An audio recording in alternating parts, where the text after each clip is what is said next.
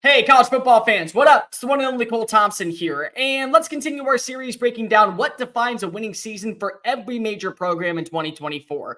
The four rosters that we already broke down are probably going to be favorites to win their respective conferences, and if not that, at least be favorites to make it to the college football playoff.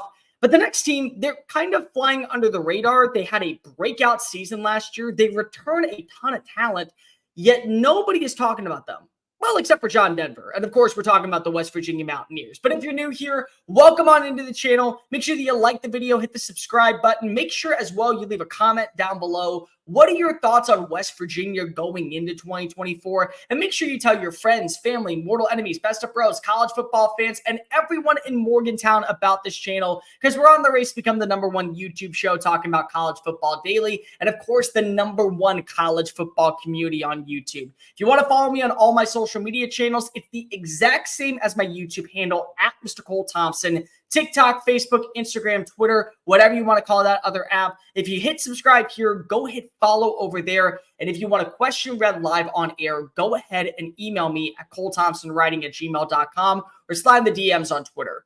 What will define a West Virginia winning season is kind of up in the air, like most teams in the Big 12, because of it really is a conundrum. But let's go back to last season and talk about West Virginia for a second. Who the hell had the Mountaineers doing what they did? Can anybody tell me?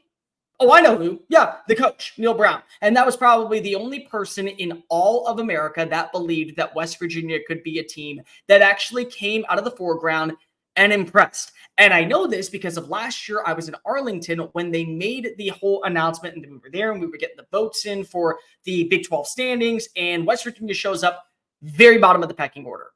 Very bottom, with 4 new teams coming on in. Houston, BYU, UCF, Cincinnati. 2 of them have coaching concerns. 1 of them just lost its head coach. But no, we're going to put West Virginia at the very bottom. Maybe they'll not even survive middle of the season. And Neal Brown went on a tirade. He called out everybody and said, how dare you think that we're going to regress in Morgantown? No. We're going to show everybody, not just tell you. We're going to show you that we belong. And what they do? Well, they went 8-4 during the regular season. They hung around all the way until early November for a shot at making it to Arlington for the Big 12 title game. And then they win their bowl game and they go 9-4. And they have a really good roster that is built off of literal morale and literal high hopes and expectations that really weren't there. And they return almost all of it. And in his return to the Big 12 Media Days, I am going to allow a coach like Neal Brown to walk on stage, look at Brett Yormark with the biggest eaten smile, and give the double bird to everyone in the media and go, what are you going to do about it?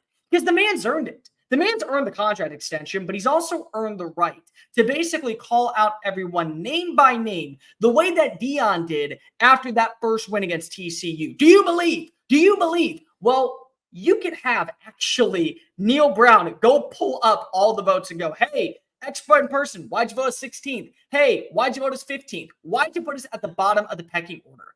And who's going to do that again this year? This is a team that returns over 68% of its production. In fact, if I'm not mistaken, they return exactly 68% of their production, including their starting quarterback, who's going to be in a video I do later on today talking about the top quarterbacks coming back. Garrett Greene is phenomenal. He is a super athlete that absolutely can terrorize teams both as a dual threat passer and runner. He's got the ability to move in the open field and make defenders miss like ease. They're going to be pulling a lot of Michael Jackson's doing the sway because they're just going to watch him eat crap. Not only that, they have a really good running back room, both headlined by C.J. Donaldson, and of course you also bring in Jaheim White, who last year averaged 7.7 yards per play. As a freshman. That's phenomenal numbers that you're looking at. The question that I do have is who's going to step up as your #1 receiver? Because unfortunately, yes, you do lose Devin Carter, but Hudson Clement played really well. Cole Taylor played really well. Preston Fox there is played really well. You got some names that you feel confident in, and this defense, regardless of what you think of what they did last year, they're still put together in a good spot to where, yes, they can hold their own. I don't know what to make of West Virginia in terms of a national perspective. If they are in the preseason top 25, it wouldn't shock me. If they were considered a top 30 team, I feel like that's a more safe bet. But you compare them to everyone else in college football, you'd probably say that they were a middle of the pack team in the ACC, or maybe not even that. Maybe just if we say the Big Ten or the SEC, I would understand people saying, well, it's West Virginia. They got some players, they got some dudes, but it's nothing going to be willing to write home about. But this is the Big 12. And I've talked about this multiple times on this channel, and I'll continue to preach it until the cows come crying home. The Big 12 is going to be the most fun conference and the most chaotic chasm of holy crap, what happens on Saturdays for the next decade plus. Because if I don't know when we're going to see that next team unfold as the legit threat. Yeah, I really like Kansas State and what they bring in with both Dylan Edwards, bringing back DJ Giddings, Avery Johnson at quarterback. I like Chris Kleinman. I love Utah. Anybody who knows me knows how much I love Utah. I like Oklahoma State. I think that when you have a coach like Mike Gundy, who's been around the block for 15 plus years, you're always going to have kind of an aura that senses you should be the favorites. But really, until someone proves it, it's a wide open race. There's like a dozen teams that if you said, oh, they're going to be going to Arlington, and you could do like 28, 35, 42 different matchups, I would at least buy stock into it. And one of those teams is West Virginia. When you return this amount of production, and when you also look at what you have at quarterback, one of the most dynamic playmakers that just simply is flying under the radar nonstop, I don't know how you don't feel comfortable with West Virginia taking that next step forward.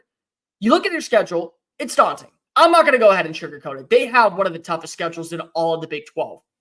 Week 1, they go ahead and they play against Penn State. Then they get UAlbany and Pitt, which is always a great game, the backyard brawl. Kansas at home, it's a good game and a good test line of where you are, because I feel like Kansas and West Virginia kind of hit that same stride before you go down a 4-game stretch of pure insanity of teams that I feel like are going to be built alongside the Mountaineers to compete for a conference title. You got Oklahoma State in Boone Pickens, then you got Iowa State, Kansas State at home, then Arizona. That's going to be a brutal schedule and a horrible plane ride.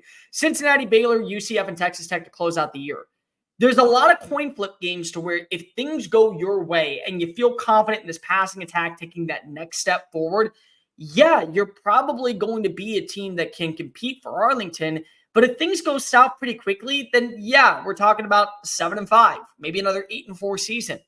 But that does not mean that West Virginia can't make it to the college football playoff. In fact, the thing is, people are saying right now, well, West Virginia is just kind of an afterthought.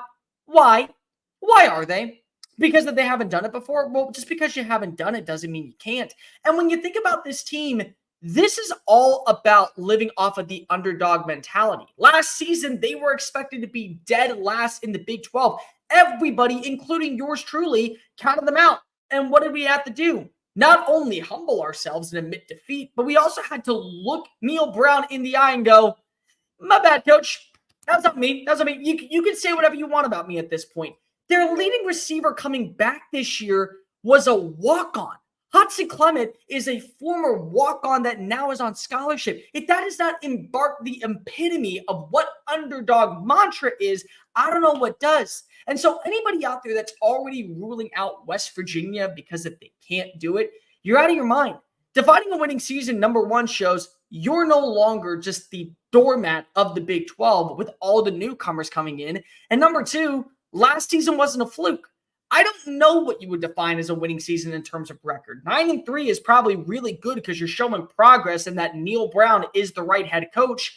But also, if you're playing close in matchups against really qualified teams and you go 8-4, that also defines kind of a winning season for me. I think that when you look at West Virginia, they're one of the more infrastructure teams that could float anywhere between 10-2, 7-5, kind of in that minimum range.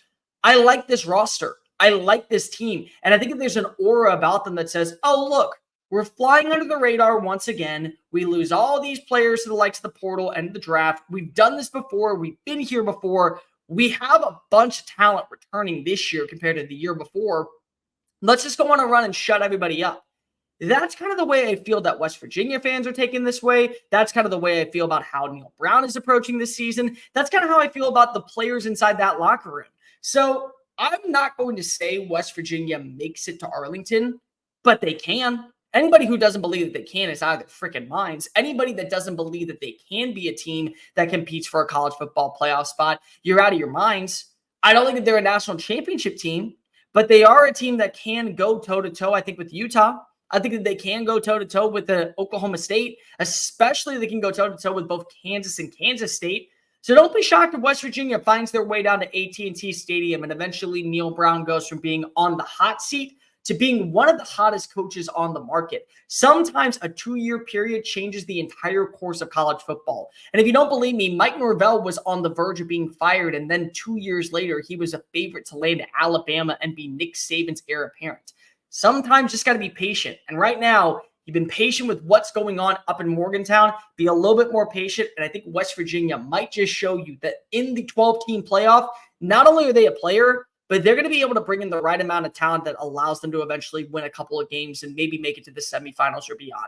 But let me know in the comment section down below, what defines a winning season for West Virginia in your minds? Is it making it to Arlington, making the college football playoff, getting one more win, double digits in 2024? Like, rate, review, hit subscribe. Make sure that you hit the comment section with your thoughts. Tell your friends, family, mortal enemies, best of bros, and college football aficionados about this channel, because we're on the race to become the #1 YouTube show and the #1 college football community here on YouTube. And as always, make sure that you go follow me on social media at Mr. Cole Thompson. I am Cole Thompson, and until next time, folks, later.